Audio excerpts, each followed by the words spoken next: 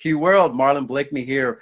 We'd like to welcome one of my good friends and also an excellent, one of the greatest female women's basketball player ever in the world.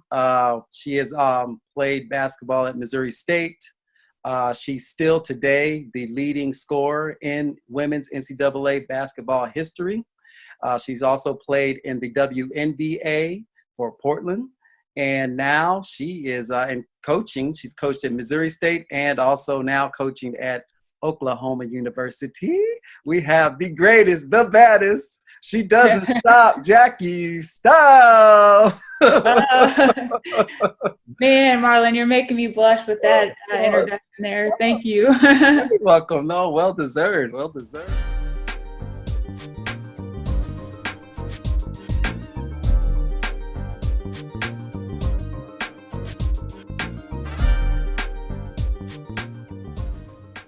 Hello, everyone. Welcome to our first ever High V Center podcast.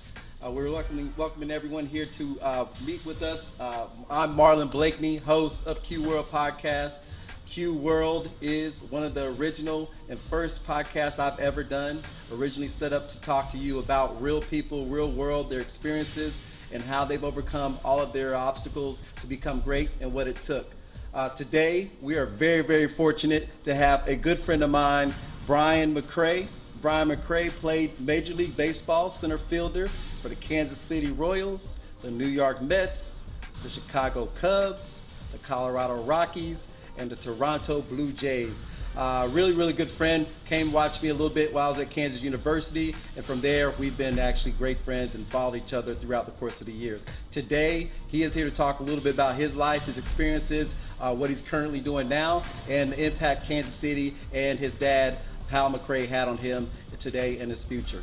So today, man, I want to welcome you big time. Thank you, Bob. Man. Really good to see you. It's good to be able to get together and reconnect and hang out. Right. After all these years of watching each other from afar, and you get back in the Kansas City area, so it's been nice, and remember some of the good times, and then make it more good times. No doubt, that's right. Every day, and this was funny. He's being humble, but I moved back to Kansas City.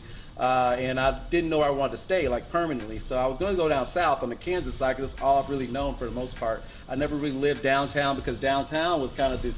You didn't hang out downtown. Yeah, was nothing going on, right? Really. And then over the last 10 years, it's just boomed, right? They're booming. So Brian called him up, was like, man, give me some ideas. Where do you think I should stay? He's like, man, no question, downtown. So literally came down, saw a couple places, and overnight moved in. So I want to thank you for that because I love it down here in Kansas City, Missouri, downtown. And again, this is part of what happened since I've been down here. We met some great people and continue networking, like I said, have some good times.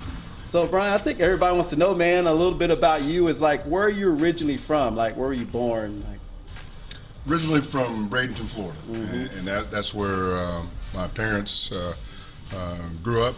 My mom's from Bradenton, my dad's from a little bit outside of there, Avon Park, Florida. They're native Floridians, and even though during the season my dad was all over the place, started off playing with the Reds, and then here in Kansas City, we always had a home in Florida. Gotcha. So whatever was going on during baseball season, we were at that point where my dad was in the minor leagues or in Cincinnati or here in Kansas City.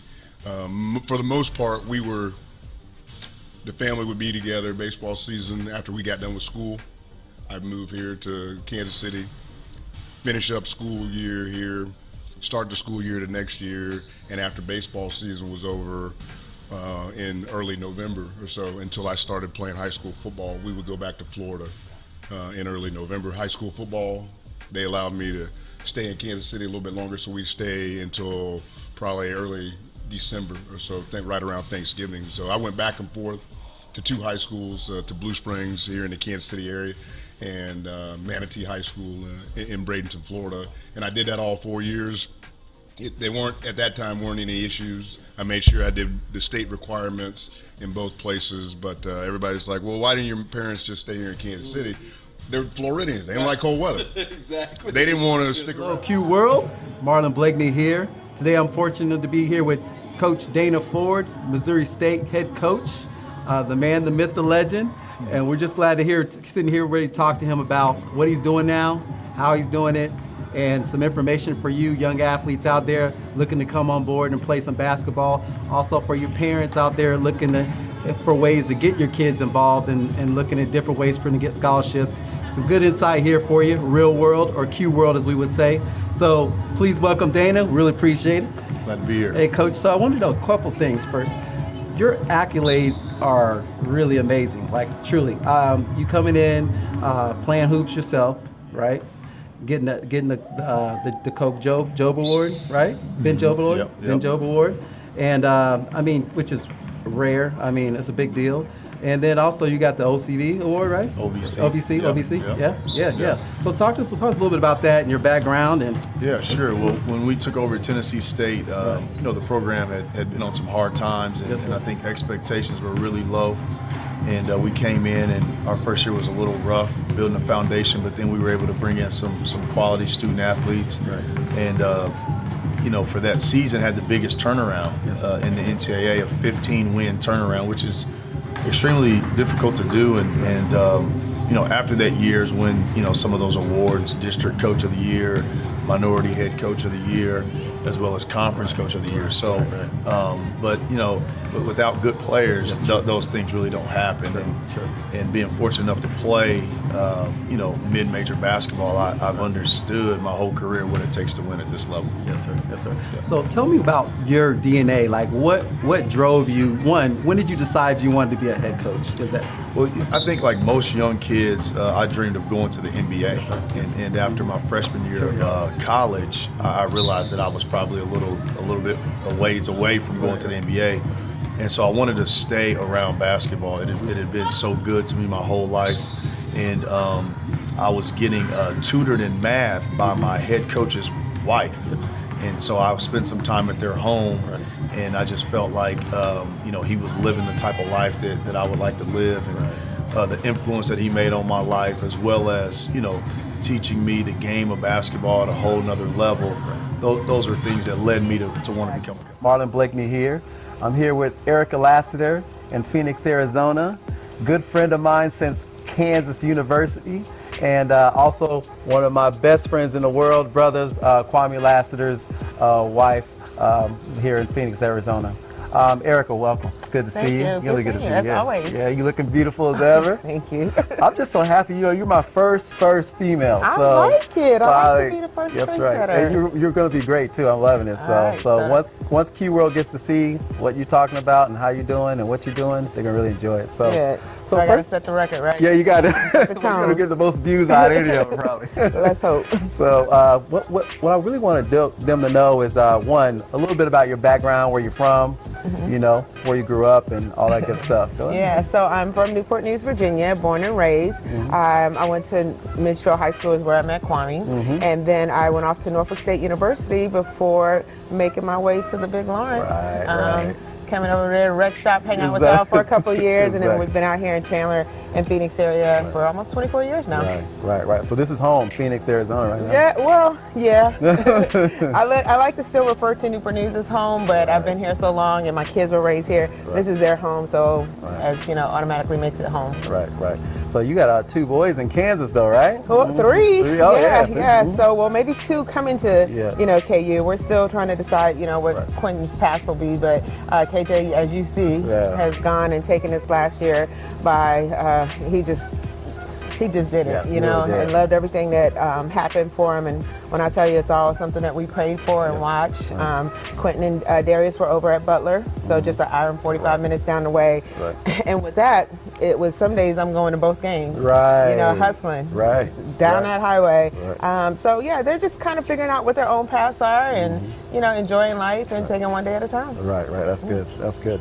So right now, as far as your day-to-day, what are you currently doing in Phoenix, Arizona? I know it's a lot. I know, you saw me. Exactly. So you caught me at a time where it's really busy. As you know, I'm very involved with the Kwame Lassiter Foundation as well as Off the Field Players Wives Association. And then my sorority, Delta Sigma Theta, we're getting prepared for our regional conference out here.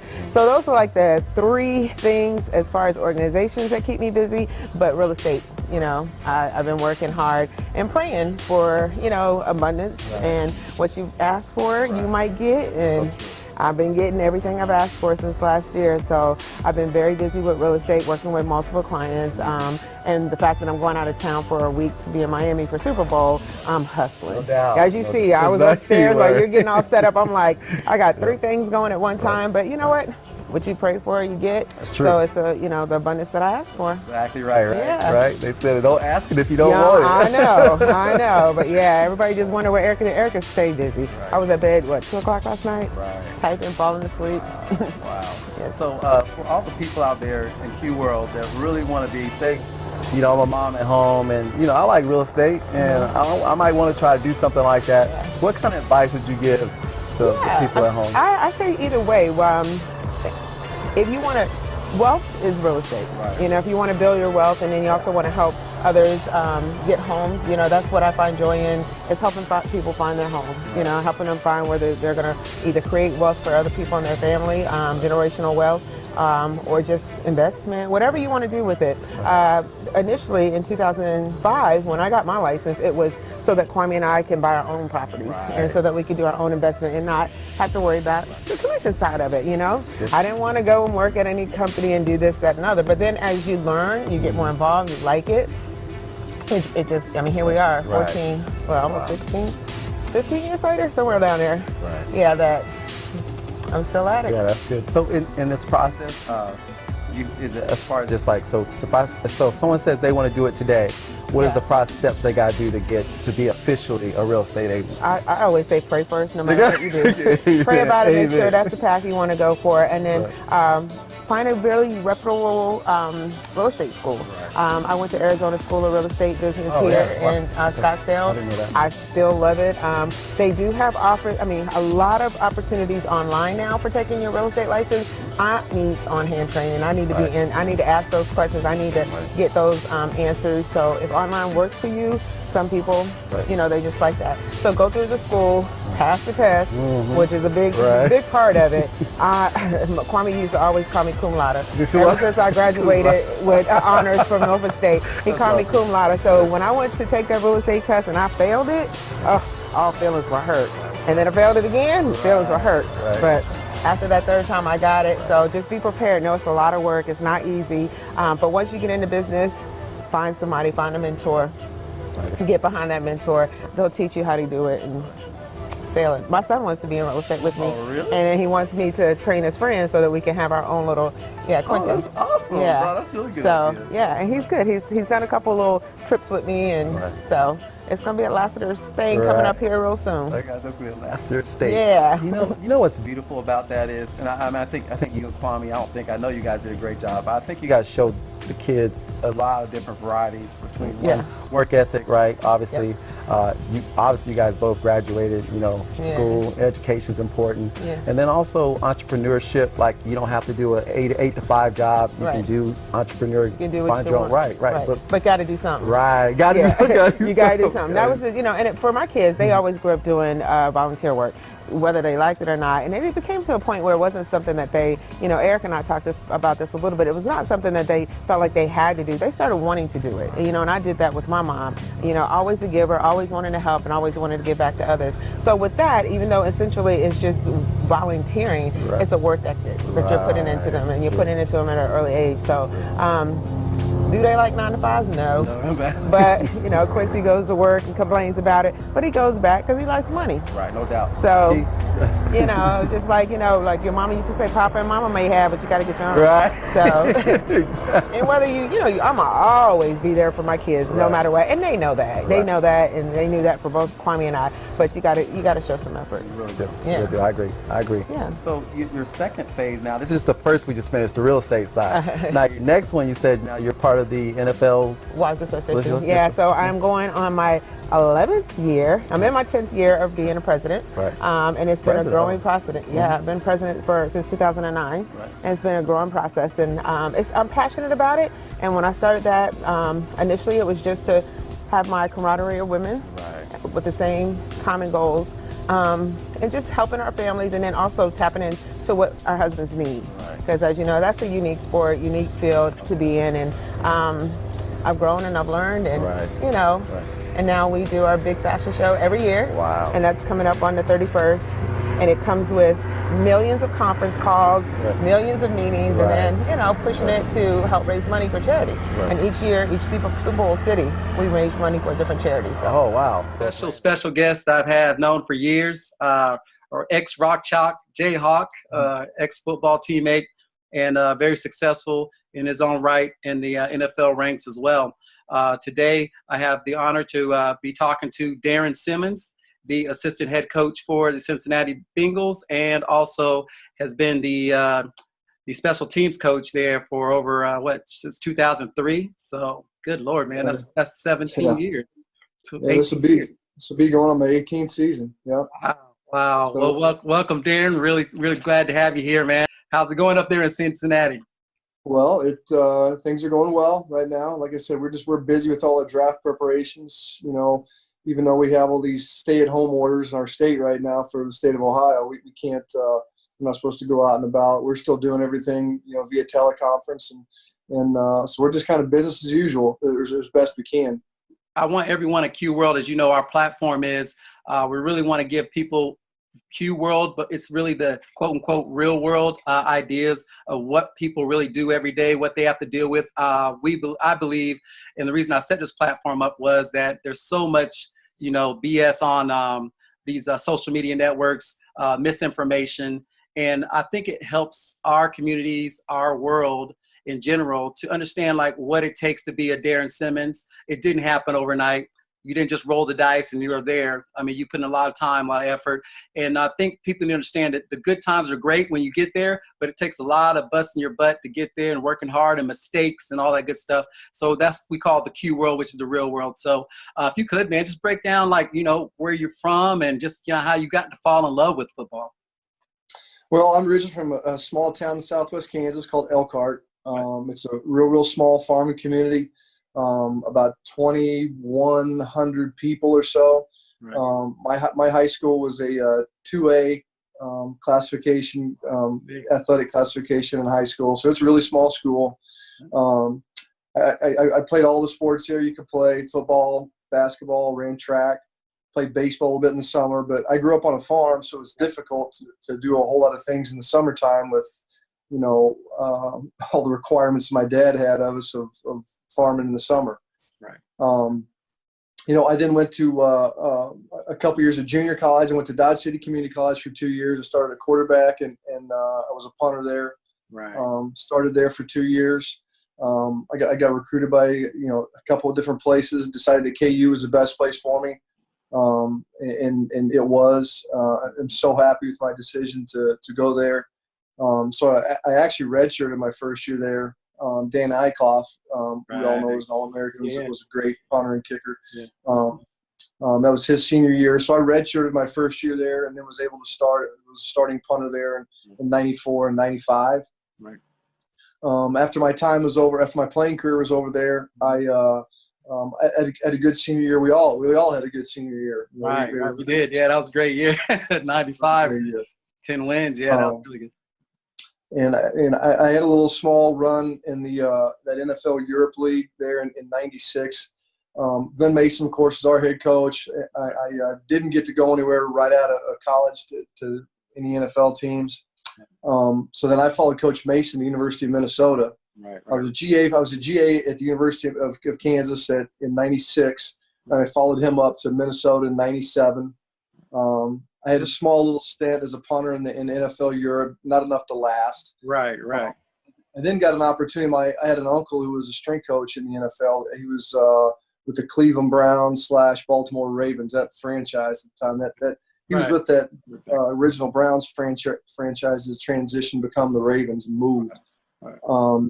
He was a strength coach there. I had an opportunity in 97 to go there as the assistant special teams, assistant strength and conditioning coach. And QWorld, it's Marlon Blakeney. One more time, we're back at you.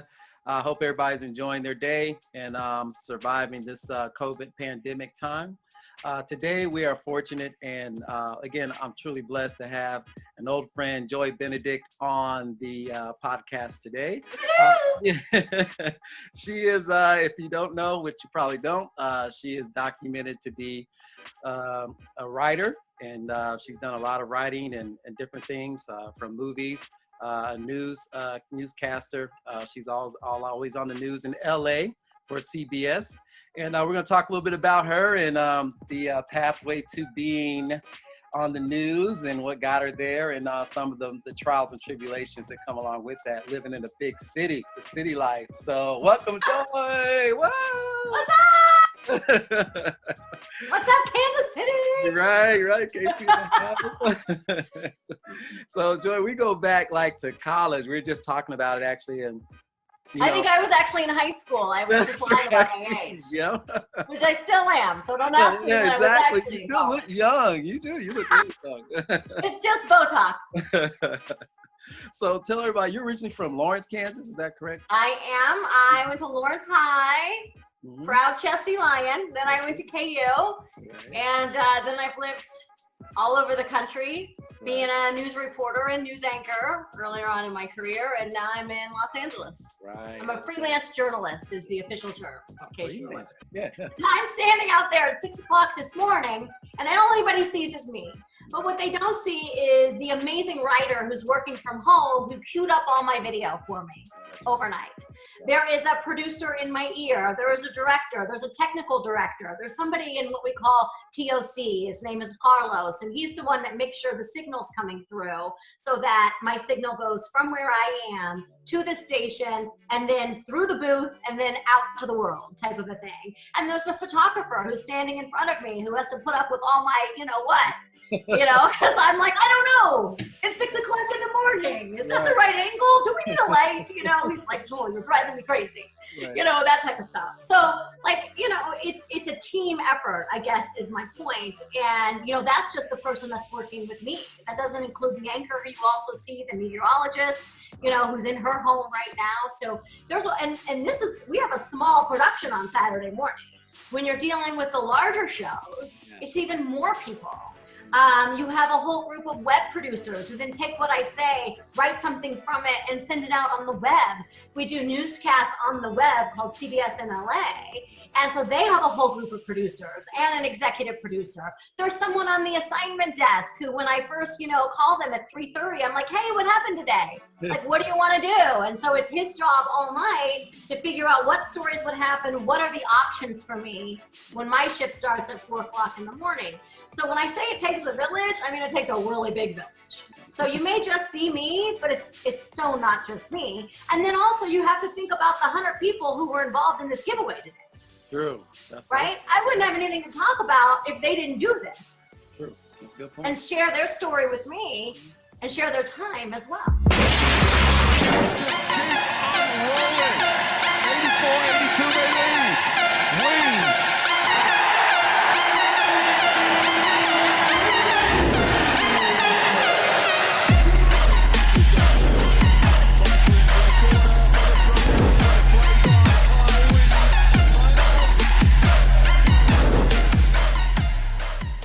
Marlon Blakeney, QWorld podcast. It is December and Christmas is around the corner, and I'm fortunate enough to get the time with my man Kyle Wiens. Hey Kyle, welcome aboard. How you doing, man? I'm good, man. I appreciate you having me. Thank you. I don't think everybody knows, but Kyle is overseas, so we got quite a few hour difference. So, but he's taking the time during his busy schedule with basketball and coming to talk to us. Kyle, real quick, man, I want everybody to know that I've known you since KC area, because you were playing with LJ back in the day, and I think you during that recruiting process when you got to Missouri State, and obviously did well there. But it's just beautiful to see, how people progress and grow and get to where you are now, which many can't have tried, but weren't successfully able to do that. So I really want to let you know right now, I'm very proud of you. I've been following you a little bit and everything I can. Since you're in Europe, it's a little harder, but been following you. I want everybody to know that you came out as All-American in high school. You also played, obviously AAU, did very well. You're recruited by several colleges. You chose Missouri State. Through that term, you were Missouri Valley Player of the Year. And from that, you progressed to go play in Europe, and you've had a lot of success there in Europe. You've become one of the MVPs of the league, and still gaining and still moving forward and growing as you keep moving. We're fortunate enough to have a WNBA champion. You know what I'm saying? Champion. She's won championships in the WNBA. She's also a two-time All-Star for the WNBA. She has gone to Kansas University as a All-American KU basketball player, two-time All-Big 8, one-time All-Big 12 Player of the Year. This is Tamika Dixon, hailing out of Northeast of the United States. Hey, how you doing? Hey, Marlon, how are you? Very good, very good. Good. So what's up? What's going on out there in the East Coast these days? Well, you know, where I'm at is considered kind of like the epicenter of the COVID situation. I'm about 35 minutes from New York City, and New Jersey's been hit pretty hard with this virus. So, you know, we're all just trying to maintain, trying to, you know, keep our family safe, and I stay in as much as I can.